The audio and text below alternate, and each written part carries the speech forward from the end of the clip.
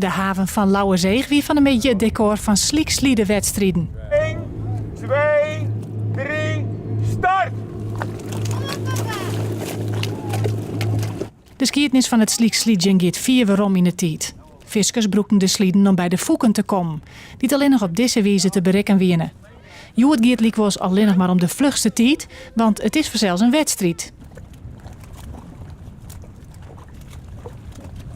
Hoe was het? Heel zwaar.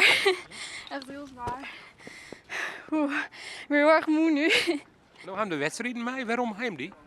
Om zeg maar die vistuigen, de sliksleden, weer onder de aandacht te brengen. En op die manier met modder, dat vinden kinderen hilarisch, heb je dus weer de aandacht van de kinderen. En dan kunnen we hopelijk met een groot schot hagel een paar jonge beroepsvissers vinden.